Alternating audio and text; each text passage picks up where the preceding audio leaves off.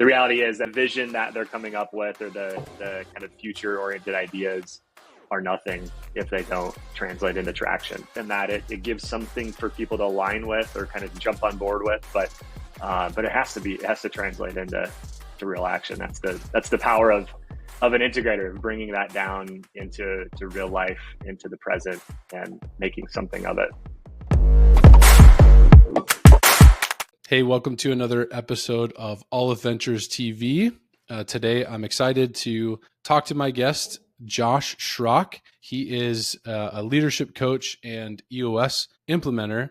And the thing that I want to have a conversation with Josh about, which he will have a lot of great insight on, is a topic I think a lot of listeners to this will be interested in, and that's the topic of hiring an integrator. How to think about that, best practices around that.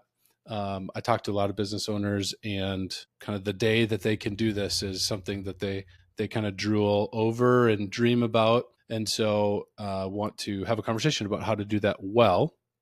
And Josh is a great guy to talk to. Josh, welcome. Thanks for coming. Thanks for having me. Excited to be here. Awesome, man. Why don't we we'll get to that topic, but man, I would love for you to share a bit about your background. Yeah, sure. Out of college, did the kind of the normal jump from school to corporate life. It's kind of what I looked around. That's what people were doing. And a few years in, I knew, pretty quickly that corporate life wasn't for me. Started my journey of trying to figure out how to be an entrepreneur. Got a lot of bumps and bruises to start. Started a few businesses, had a few partnerships, and over time, just got more and more affirmation that, this is the lane that I want to play in. And I didn't see it really modeled growing up. That's not the life that I kind of grew up in. And so over time, just kind of figured some things out, and eventually stumbled on a few businesses that did work, and have exited a couple of those, and now spend most of my time helping other entrepreneurs do some of the things that I've done, or avoid some of the mistakes that I made. Kind of throughout the journey, I was always drawn to the art and the science of running a great business. I worked in industries where I had to show up and do the work, lived in the trenches, and but always cared about kind of making that corner, and trying to get on the other side of that to moving from the trenches to actually kind of operating the business. And the more that I lived into that life, I just felt like myself came alive, and I provided a lot of value. And so in the world of EOS, you had mentioned EOS. For people who don't know, EOS stands for the Entrepreneurial Operating System. Most of my professional kind of life has been in the visionary bucket, with a deep appreciation for integrators. And I've sat in the integrator seat before as well, but naturally think a little bit more like a visionary, and have worked closely with a bunch of integrators. I love that, man. I'd be curious maybe to hear about so integrator, this term, maybe too, just to give a little bit. I appreciate that context. Entrepreneurial operating system comes from a guy named Gino Wickman, wrote a book called Traction, and then kind of subsequent volumes that expound and riff on that EOS system. Maybe for the folks who are not super familiar with EOS, or even the folks that they are, but just sell me on the value of that model. Like what's been your experience with it personally, and why you just feel like that way of looking at your business is exciting, helpful. Yeah. Why do you like it? Yeah. I mean, my first interaction with EOS was, I picked up the book Traction. You can see it in my background here. Yeah. I love to learn. I kind of was working through a bunch of business books, and would take the book, be compelled by whatever I read. I was like, man, I got to put this in our business. We got to start doing this. And we'd do that. We'd take one thing, plug it in, take one thing, plug it in, and it felt kind of disjointed. So all those things moved the needle a little bit, but we lacked I often call it like the trellis, the thing that holds it all up and organizes all the chaos, gets us going in the right direction. Picked up the book Traction, felt like it wasn't saying anything all that new, but it made sense of a lot of the things that we were trying to accomplish and put it into one more simple way of operating a business. And that's essentially what it is. It's not some, silver bullet, some magical potion to cure all businesses of all issues and, magically grow 100% every year. But it's a collection of timeless principles that you would find in a whole bunch of books put into to one framework or operating system. The operating system that we refer to is it's not a technology. It's not an app. It's a human operating system of mainly organizing the human energy that exists in an organization, and getting it aligned and amplifying its potential and in a common direction, and all having something to stack hands on and clarify what we're going to do today and over the next 10 years. I love that. I think that, kind of providing the disjointed thing, I absolutely appreciate. I love reading. I love getting things from books. It can be overwhelming though, because you have opinions and some people are in different industries and okay, how much of this or that translates to my role or my business or my industry or my, right. If it works in San Francisco, does that mean it can work in Des Moines, Iowa? I don't, but there is this evergreen element to Traction, that it's applicable in so many ways. I was talking to a guy a couple years ago and he was sharing with me his story of coming in contact with Traction and implementing that in his business. And he said something that I think is a great encapsulation. He was like, for the first time, I felt really clear on what I was supposed to do. Like I knew what I should do. Yeah, it's good. And I think that like how it organizes teams helps everybody get much more clear on what they should do in particular. Yeah, it's good. We use this illustration a lot, like the trellis and the vine. You think about how a grape vine grows. I mean, it can grow despite having a structure, but eventually it's going to die. Like it needs the structure to scale in a certain way to capture the sunlight, not get crushed by everything around it. It'll keep growing, but that structure provides it the thing that it needs, something to grab onto, something to kind of take it in the way that it should go. It also needs the gardener, someone to come nourish it and come along. But that's how I think about it, is that kind of that background, the structure that helps align everything. I love it, man. So let's jump into this topic of an integrator. So, I think this is a very exciting and desirable thing. Also, too, in Wickman's stuff, the power of an integrator is insane. Also, I think something that's underappreciated, I think this is in the book Rocket Fuel. I think what's put out to us in like pop culture is the visionary is kind of this rare person of like Steve Jobs, this visionary, Elon Musk, this visionary, whatever. But I'm pretty sure, and you would know this better, there's some study or whatever they did where it's like 20% of the population tends to be more visionary types, whereas like only 5% of the population tends to be like a purebred integrator. This like a high functioning integrator is like hard to find. Would you validate that? Yeah, absolutely. Yeah. I mean, I think that's the case. You captured a few things there. Like our culture just latches onto the idea, the big personality typically that comes with the visionary. The reality is that the vision that they're coming up with, or the kind of future oriented ideas, are nothing if they don't translate into traction. So we say in the US community that vision without traction is just a hallucination. It's just a dream. It has some value in that it gives something for people to align with or kind of jump on board with, but it has to translate into real action. That's the power of an integrator, of bringing that down into real life, into the present, and making something of it. I love it, man. Maybe what I'd like to start is, what are your thoughts on, you have kind of a founder visionary type who has been in the role of integrator by necessity.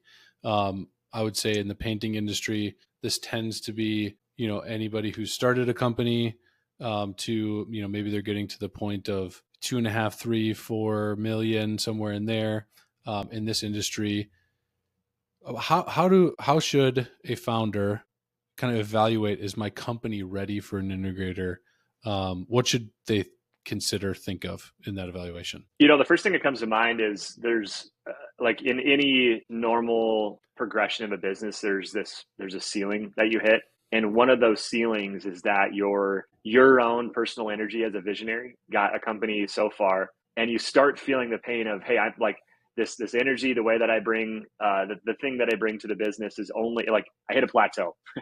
And usually that involves there's more complexity, there's more people on the bus, and it takes a whole nother set of skills, disciplines to not just craft a vision or a strategy or go out and win a bunch of clients. It takes a whole other set of skills to manage all of the human energy that exists in the organization. So I oftentimes I see that like the complexity is growing. And the reality of like the leadership that you have brought to the organization isn't quite getting it to the next level, and needs someone else to really step in and be complementary and in that way. Yeah. Are there any tips on just how to think of like preparing? Like, let's say you are starting to feel that. Is there any thoughts on just starting to like prepare personally for an integrator, starting to like evaluate? Because where my mind goes with this is sometimes founders can build kind of lifestyle businesses, right? They are kind of structured around their own proclivities. And some of those can be very effective for where they are. But like decoupling the business from some of those, I'm just curious, like in your experience, have you seen things that, structures in a business that were really curtailed to a founder, that if the founder maybe thought about that a little bit ahead of an integrator coming in, that could have made the business a little bit more ready? Does that make sense? Yeah, I think so. The thing that's coming to mind is a kind of a baby step that I've seen some people take, and I don't know if I would prescribe this to everyone, but it's effective in that. So a baby step could be just getting some kind of an assistant, like a virtual assistant. What it forces the visionary to do is start asking that question of who, not how. Like, how am I going to, founders are great, entrepreneurs are great at solving problems, of kind of inserting themselves in as a solution to all of the problems that exist in the organization. And having just that first step of bringing an administrative assistant, executive assistant in, forces you to start thinking about what are these tasks that I can delegate and elevate, kind of get out of the minutia of work, the things that I'm not good at, that I don't love, that ultimately by spending time on those things are slowing the company down. So that can be it just kind of gets you in that mindset of like, hey, some of these things I can let go of. That's the hardest thing. Traction talks about at the beginning of the book, of like letting go of the vine. And that's just, if anything, like a conscious or a mindset workout to start letting go of things. And I do think, just to clarify too, there is a difference between a virtual assistant, executive assistant, and an integrator. The virtual assistant is going to be focused on supporting you and supporting your own tasks, whereas an integrator is looking at the whole organization and mainly managing human energy, not just your own tasks that you want to elevate beyond. So that's one that comes to mind. I don't know if that's exactly what you're looking for there, but no, I think that's helpful. And frankly, that is like that baby step. There's that concept, right? I think there's an element of I've seen founders be very excited and maybe jump into an integrator setup with where just more consideration about the implications of that and what that looks like and feels like, which we'll talk a little bit more about that.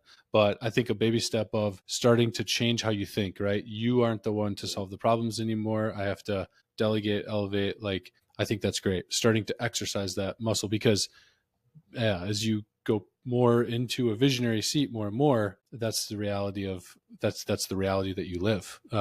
You're less and less the one who is actually doing the work, and you're more thinking higher level. Something else came to mind real quick, Hokin.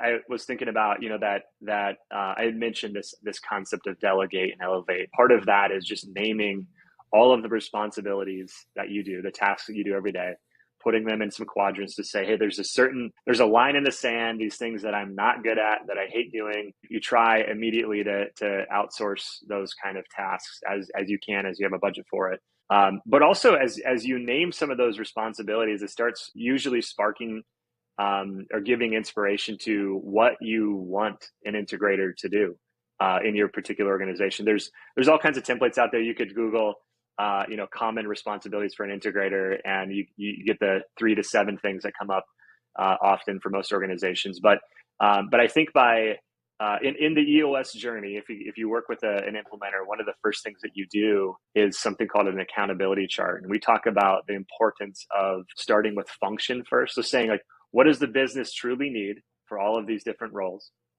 And then from there, you label the responsibilities. So as you go through that exercise and you associate the responsibilities that your own organization needs from an integrator, that's just like a stepping stone where it's not just go out and get anybody who can fulfill some operational gaps. It's getting really specific with the very nature, the very specific things that you're hoping for or needing. That's not a list of 10 things. That's like 3 to 7 core responsibilities.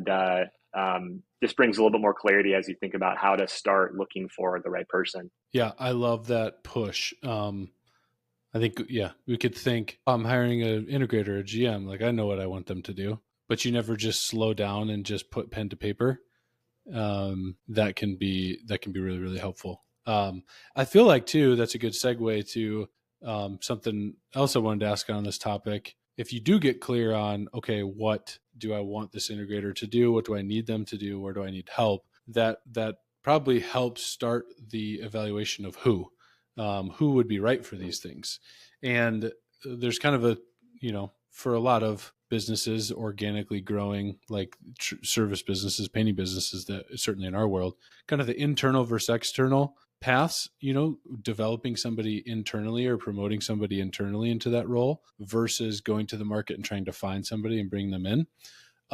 Let's talk about just like the internal, what is, best practices or thoughts, like how could somebody evaluate if a current team member, has the potential to be developed into an integrator? How should they go about that evaluation? Yeah, I mean, I'll emphasize what I was just saying a little bit earlier, but maybe in a different way. I think it's critical to go a little bit upstream. So instead of first looking around to see who's here, first say like, what do we really need? And defining what is that role, what specific gap exists in the business, and then so as that is clearly defined.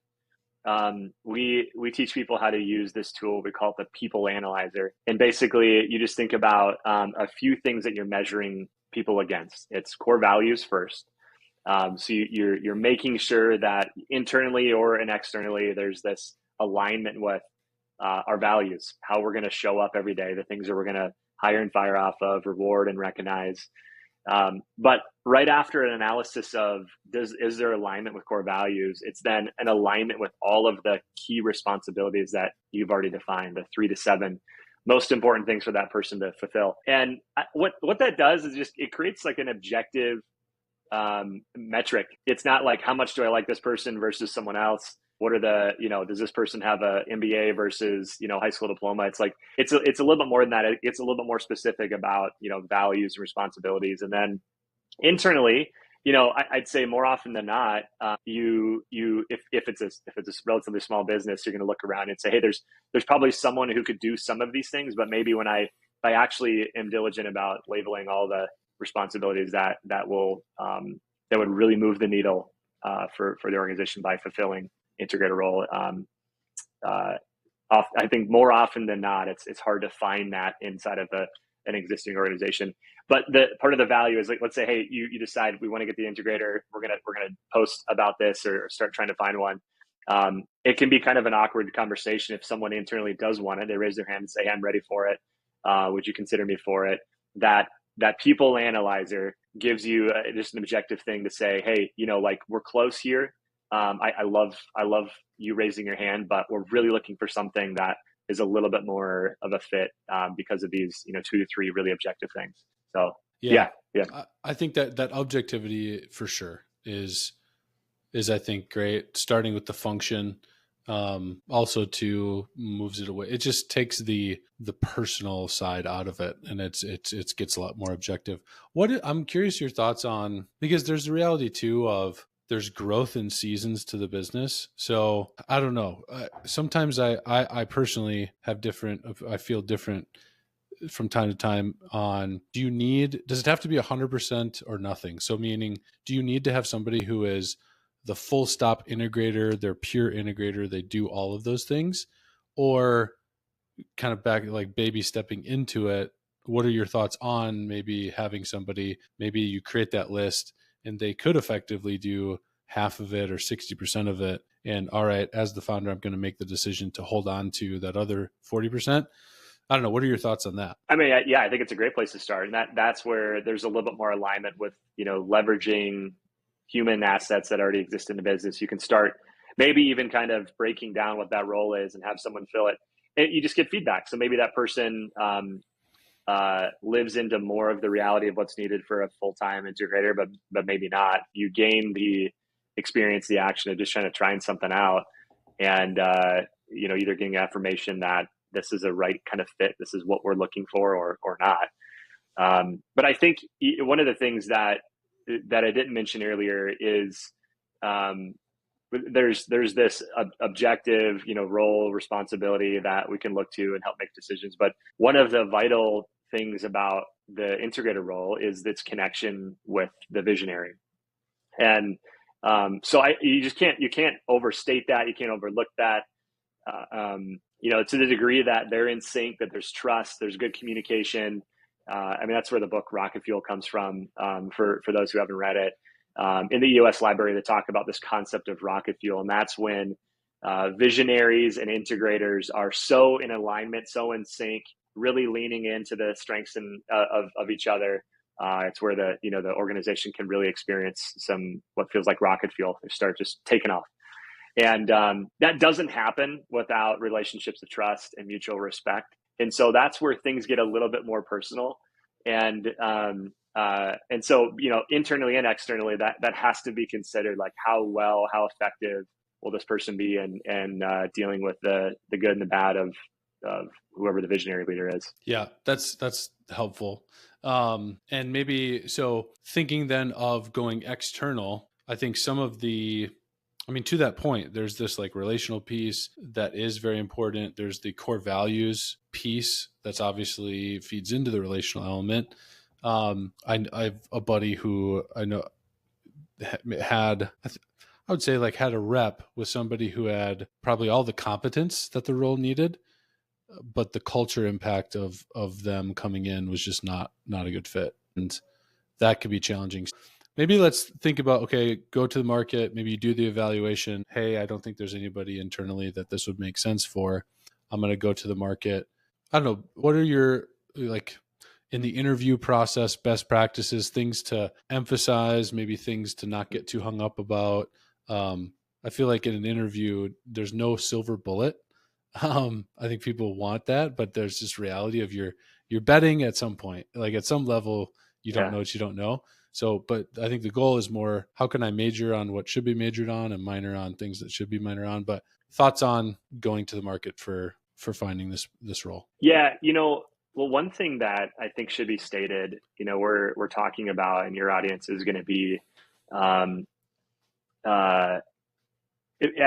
you start thinking about hiring and going out to the market to get an integrator, you may or may not be able to lean into how like EOS describes the full-fledged integrator, which means, hey, they're full-time and their main responsibility is kind of keeping the trains on the tracks. And the trains are really like the humans operating the different verticals within the business. Their main focus is less like task administrating or kind of managing tasks and more managing humans. I mention that because that reality is not the starting place for a lot of organizations in the $1 to $4 million range of revenue, and especially service-based businesses. So you're thinking about someone who might need to fit maybe another gap in it. Like oftentimes I see this where an integrator also is the kind of ops person. So there is this dual nature of being able to manage people and also do tasks and maybe process improvement, some customer service, whatever. So I think it's just clear to figure out how wide or narrow that scope is. So, going to the market, I mentioned this, the fit with the visionary being so critical, but also I think it's really important to look at track record of not just getting stuff done. But you think about some of the other kind of magical things about a great integrator. And one is being able to effectively communicate, or kind of take in a vision and translate that into real life of like why it matters. So you imagine like you go from an office hanging out with visionary, and you maybe are a little bit of the tether saying, hey, this isn't going to work, or I think it's a little bit crazy, but you kind of analyze, say, that's okay, I get it. I'm gonna be the filter to bring this down to real world. They take that and they go into the organization and make it come to life. They have to be able to translate the big vision into to real life and real practical things. So I think it's helpful to ask questions about that. Like, hey, how have you translated lots of passion, a big vision in the past? So that being kind of one side of it. The other side of the coin is then just that execution mindset of taking the high level vision and figuring out a plan to make it actionable. If I think about some of those key things of an integrator, that always comes to mind of that's the vision or the dream for most visionaries, to say, hey, like I have such a gut sense. Like visionaries typically have this forward thinking brain. And just by like human nature, the way that their brains are wired, they see opportunities when other people don't. They sometimes see obstacles when other people don't. Sometimes they don't. Sometimes they're not aware of the potholes. But so if the more that a visionary can kind of lean into that, not unhinged, but lean into some of the strengths that are associated there, and then have someone that can filter it, run it through the strategic plan, the fit with the company, and then be able to translate that into actionable results is pretty great. So I think asking those questions just for real life examples, like I mentioned, communicating a big vision, turning a vision into actionable results, and then just kind of managing conflict across different people in our organization. Yeah, maybe I want to double click on that. Like if you're, I don't know, just to make that somewhat maybe more tangible. And I think that's a great call out, Josh, on that is the reality of a lot of like painting businesses is their first integrator at least is probably going to have some task, like some execution on some things. Like I've seen it sometimes where maybe they have a little bit of a sales goal in addition to leading and integrating. Maybe they're doing some production or ops in addition to leading. And I absolutely think that people can fall into the trap of, I feel like in sales, this is more of a trope of like, oh, this person is a killer salesperson. Of course, they're going to be a great sales manager. And it's like being a sales manager is a very different thing than being a salesperson. And you could have a killer who doesn't translate into creating more killers. So on that front of more of, okay, managing people, you brought up conflict right there. Any like good questions to ask, good experiences, just trying to get more tangible. Like if you're hiring and interviewing, what are some of the questions you might ask? Tell me about a time that, how'd you handle some of that stuff? Yeah. I think that, I love, assessments or kind of personality assessments and especially in situations like this, to have some shared language to describe each other. And so that's one thing that's coming to mind of, and like, okay, so one of the tools that I often use is an assessment called 5 Voices. Kind of hits on it's similar to like a working genius, but I think one of the great things about 5 Voices is it highlights the beautiful thing about your primary voice, but also the blind spots. We talk about kind of the weapon system that results. So, and you think about then the person that they're going to be working with and their voice or their personality type. And so I would like, whether or not there's common language, or you're kind of like, maybe that's assessment that is done ahead of an interview, which I would recommend. I think it's a great way to have open conversations about things. You could say, hey, like visionary is doing the interview. Hey, like my voice is a creative. I'm hanging out in the future. Like, tell me about a time when you ran into conflict because you saw that this person is out running ahead of everyone else. You're selling something before we can build it. you're, promising the world, and everyone behind is like, hey, I'm just getting ping ponged around. Like, we're going like this. And I think this just kind of creates a picture of setting the stage for having those conversations, and even using the buckets that they define. I've seen that be really effective, and having those kind of interview type conversations. And I mean, honestly, even ongoing too, kind of bringing those things up and having more of the shared language to understand each other. So I think those scenario questions can be really helpful. And if you, as a visionary is often able to do, look around the corner or look ahead and see what potential obstacles. One thing I should mention, this isn't always the case, but a lot of visionaries tend to be pretty optimistic. And a blind spot for a visionary is often seeing the best in someone, or seeing the potential, and not seeing all of the other, what could be a yellow, red flag that exists in a person. So just kind of like whoever's doing the interview, whether it's visionary or someone else, being real with some of those things and asking questions about like, hey, I see all of this potential. I see the beauty of what you could create, but tell me about this too. Like I'm maybe concerned or have some questions about that. I think it could be really effective. I love that. And on that optimism piece, I think one of the things that, I think seeing the best in somebody can be a temptation to fall. Well, I mean, that's a good thing. I mean, that's part of their strength. I think what you're talking about is, okay, that can be an exposure if you don't see, some of the yellow flags, but it also could be they don't appreciate maybe the work that it would take. So it's not even necessarily a yellow or red flag on the individual. It's just that there's a reality to getting an integrator installed takes work. So that moves into something else I want to talk to you about, is just the onboarding, right? This is a big change for a business. When I've seen it, it's, you have this founder that runs the business like a visionary. And now you're moving to an integrator who's going to run the business differently in a way that's necessary.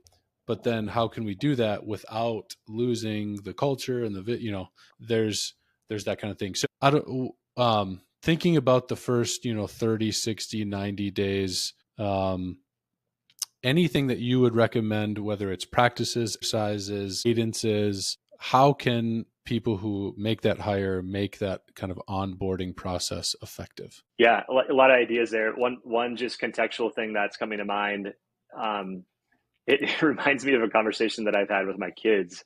I say, hey, you know what? Like, this is the first time that I've done this too. I've never been a dad before. And we kind of, and similar in the conversation with an integrator, it's like whether it's to the whole organization or even just visionary to integrate, it's like, hey, like let's embrace the reality that we haven't done this before, or I haven't done it before. It's not going to be perfect. And that's almost a way just to set the stage for open and honest conversation.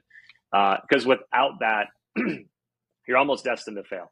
Unless you have this just like, perfectly aligned utopia of two humans, just kind of reading each other's energy, and you just get it. It just doesn't happen. But so that, I think just setting the stage there and letting people know even that, hey, we're gonna like, we're figuring this out as we go. I don't think that means you communicate it in such a way where people discredit the power of the integrator. And I think that's one of the things that the visionary can do, is really bolster everyone's buy-in of the value that this integrator is going to bring. And the reality is, most of the times those organizations are like, they're ready for it. They're longing, like they need it. They know like, hey, I'm tired of just getting jerked around. We're going here, then we're going here. And they're probably like at the point of bringing someone in. They're wanting it. But for the integrator to say, hey, I really believe in this person. Here's why. We're going to figure this out, all of the, the inner workings, but here's why you should trust them. And so I think that similar to bringing the strategic plan, we call it we call it the vision traction organizer. It's this 2-page summary of your strategic plan. In the same way that we'd want to, work with the leadership team to define that and then bring it down to the organization, several times throughout the year so that everyone's aligned. I think similarly, to get the visionary integrator in front of the whole team a bunch of times in the first few months is really important. And that visionary kind of like setting the stage, like really promoting the power and the importance of the integrator really helps. And then internally, one other just practical thing, within the EOS world, we talk about the same page meeting being something that's really valuable and helping facilitate a healthy relationship between the visionary and integrator. For some people, the cadence of same page is just a one-on-one meeting, visionary and integrator.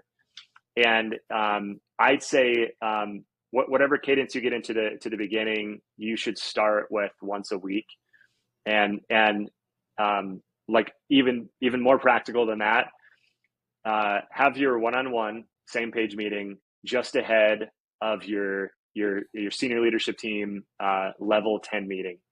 I'm speaking as if, you know, most of the audience is familiar with the US. If you're not familiar with that, that's just a whole team meeting. Like, you have your strategic leaders coming together once a week to solve problems, report on the most important things coming out of the business. And but I think what that does, the same page meeting, it gets the visionary integrator aligned going into an important meeting where you're making decisions, you're solving problems, making them go away forever. And in that instance, you're really elevating the integrator to make some of those decisions, to be the tiebreaker, and kind of facilitate even the keeping the trains on the tracks and going in the right direction. That's so helpful, man. I think that's great. I want to speak to, like, maybe just some like words to the wise, or maybe some exhortations a little bit on. I really appreciate the setting the stage for expectation. You know, I think there's something where at times we feel like that is such a risk. I don't know. We just get, our identity gets wrapped up into that. And I feel like I should be more prepared for this than I am, or I should be able to, I don't know. But then if you actually just say it, it just, the whole room just kind of like gets a little bit more peaceful, and all right, now we can work, you know? I think that's great. That being said, just around that of like setting good expectations, what can you speak to, like the self-talk on overthinking what an integrator can do? Like, maybe, putting too much on an integrator, or thinking like I'm not going to have to do anything, or I don't know, just any suggestions on how to set proper expectations, even for yourself, of what an integrator is going to be able to do and not do for the business. Yeah, I think a similar trap to, you know, someone getting an executive assistant or virtual assistant is that they just assume that if you're trained in that, you're a mind reader. You can just kind of solve problems without having to communicate, and that just doesn't happen. You still any relationship needs to be, needs to be worked on. And so I think that both in, I'll say this, I'll finish that thought, but like that investment in the relationship, I think, is vital. And similarly, the need to not just assume that because they're now on the leadership team, or you're now kind of synced up in some sort of pseudo partnership, that they understand the vision and they understand the big plan. That's often not the case. You know, again, you think about the normal way, the tendency of an integrator, they're present minded. They're seeing the next step. And the visionary can really, I think, benefit the integrator by helping them look up and giving them that dose of why this all matters, where we're going, what's that reality going to be for us when we get there, and why it makes sense for them to be involved in that. What I'm communicating there is the importance of investment, like investing in the integrator, both in just the relational aspect, but also in making sure that you just don't lose sight of the need for casting vision for even them as the one who's primarily going to be working it into the organization. We say oftentimes you have to communicate it at least 7 times for someone to really be able to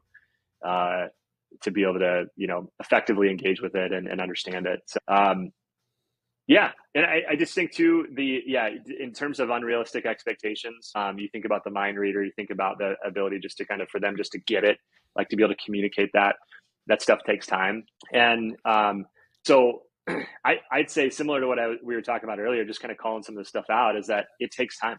Like it's going to be a process. It's not going to happen overnight, because at the end of the day, it's 2 humans that are complex trying to work together and, co-manage or co-lead an organization. All of that has the makings of potentially being really messy. It doesn't have to be, and I've seen it not be a lot of times. I've seen it be messy in a lot of times. So, one of the just really practical thing, this is maybe a little bit connected to your last question, but as long as there's clarity on what everyone's role is and the responsibility, which I'm assuming that's the case. If it's not, that's a great step, so that in these kind of beginning meetings or kind of the early months of getting an integrator involved, like give that integrator and potentially other senior leaders in the organization, like the ability to do some sort of like, pause button or kind of call out the visionary and say, hey, that's not your job anymore. Like you don't have to be like a jerk about it, but just a kind of a fun way to say, like, encourage the visionary to let go of the vine. And even if a visionary can do the humble pie thing and say like, hey, I gotta let go of some things, and maybe even give the team permission to do that. It's a fun little exercise where people can start. Sometimes it can just come out as just merely critique of like, hey, stop doing that. You're not good at that. But the other side of that is, by them not doing some of those things that they're not so great at, hopefully gives them more time to do the things that they're great at, to take the company to the next level, get back to being a visionary. I love that. Yeah. And I think just preparing, like giving that permission, part of that is just a mental, like preparing your ego a little bit too. I think like, you're bringing somebody in who is by design supposed to support your shortcomings. Now you can look at that, like everybody has things that they're really good at. Everybody has things that are shortcomings. So shortcomings don't necessarily have to be an indictment on a person, right? So, but like, that's the whole point. The design is that they're coming in to complement you. So it's like, if they come in, expect that some things are going to get pointed out where it's like, oh yeah, that needs to be changed, or that's not the most optimal way to do that. And your ego might get checked a little bit, For sure. And one thing that's coming to mind is I've seen this just even in the last 2 weeks, where working with an organization that brought in a new what ends up being the integrator, and there are certain things that they're changing. Like it's not the way that it has been done. And the visionary and even some other people in the organization, like their first reaction is like, that's not how we've done it. That's not the way that I would do it. But the reality is, like, that's part of the trust exercise, is saying, hey, I'm hiring you to do these 5 to 7 things. If it fits into that, like, I'm going to trust you to own that and to manage that and to bring your best.